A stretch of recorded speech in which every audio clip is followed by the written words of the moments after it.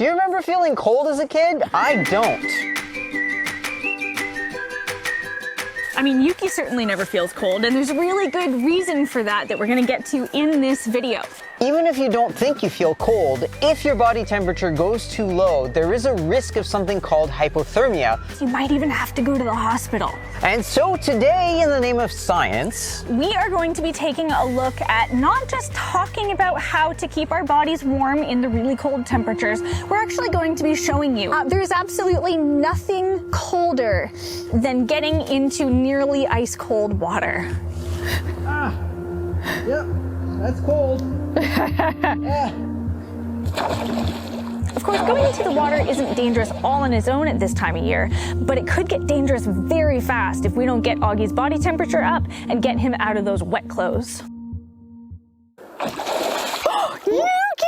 Yuki, go see Huggy! Glasses are gone. Glasses are gone. That's okay. We'll find him another time. Woo! Oh boy. Okay. You good? Yeah, good. Moisture. Let's talk about moisture, folks. So, for anybody who has sweated a lot in the summer, you know that sweating is one of the things that helps you stay cold because the moisture evaporates off of your body in the summer. Same is true, unfortunately, at this time of year. So, Huggy has to get out of these moist clothes as quickly as humanly possible. Privacy, please. Thank you. In case you missed the first point, I'm gonna start popping our hot tips for staying warm on the bottom of the screen like this right here for the rest of the video. Okay, bye. Did you know that your body makes its own heat just by being alive? There's this tiny layer of air right along the edge of your body that gets heated up.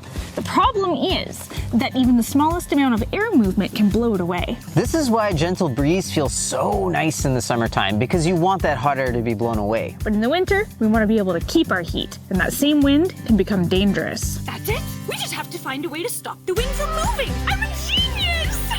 Okay, so maybe we don't have control over the wind. But what we do have control over is that small layer of air just along the surface of our skin. So how do we stop this air from moving? Imagine a schoolyard full of kids at recess. They're running around like crazy because there's so much room they can run as fast as they want. But now, let's pretend that we put all of those kids into a big maze. Suddenly they'd all be bumping into each other in the walls. Some of them might make it out of the maze, but they would have to slow down. So now we're going to shrink those kids down to the size of air molecules, and we're going to stick them inside of the itty bitty fibers of Augie's wool sweater.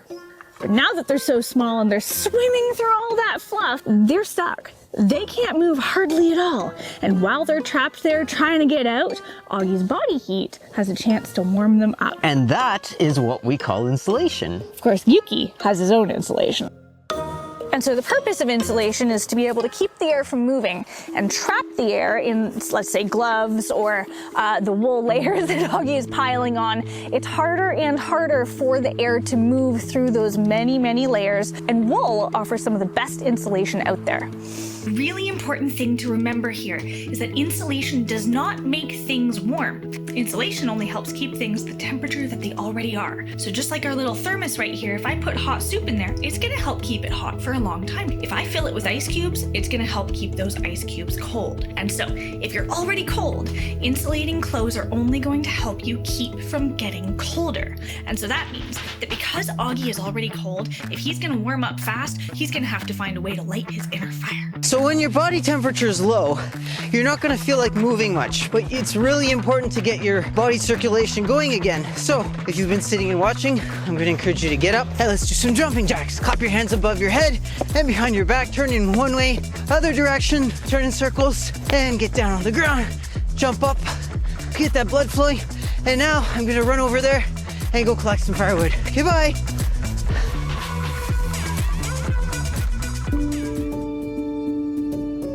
And so now that we have gotten our inner fire started by moving a whole bunch and gathering a whole bunch of our firewood, then let's get the outer fire started. Now, in a real world survival situation, being able to still warm up by a fire is a really good idea, especially if your clothes have any dampness. The moisture is evaporating off of my gloves. So the only part that's still a little bit concerning is my toes. So because the fire is significantly warmer than the inside of his boot, we're gonna let the fire do a bit of the work it's supposed to be doing. So you'll notice that we have snow on the inside of our wigwam. Oh, you want to eat it? We got the cover on it a little too late in the season. As a regular drinking source, you don't want to drink snow because it can possibly have air pollution and other such things in it. However, in a survival situation, when you are out in the wilderness, you may not have any other options, and it is more important that you get your body temperature up than it is to avoid a tiny bit of pollution. Okay, so I know what you're thinking. Snow can't help us warm up, right? Actually, snow has a lot of airspace, which means it makes great insulation for a winter shelter, not for your body. Shh, the most top secret hot tip for warming up is coming up next, and it's delicious. Before we get to that, I have a question for you. Now I've just pushed it as much as I possibly can, and I don't think I can get any more air out. So the hypothesis I'd like you to come up with is, if we've packed it up to here, how much air do you think is in there? Let's find out.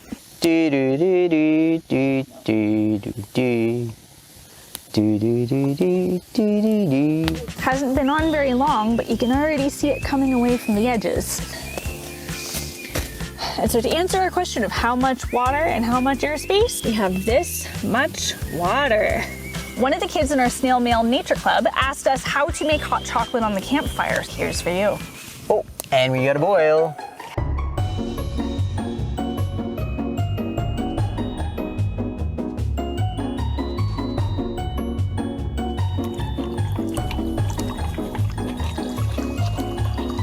Here you go. Thank you. Cheers. I'm sorry, you cannot react that way. Augie doesn't like too much sugar. Or coconut chunks in the throat. After your cold adventures earlier today, how are you feeling? I'm toasty from head to toe. So for anyone interested in maple sugar, last year we took on a challenge to see if we could make 1 year's supply of maple sugar from our very own sap. You can check out that video right here. Ding. Yuki loves maple.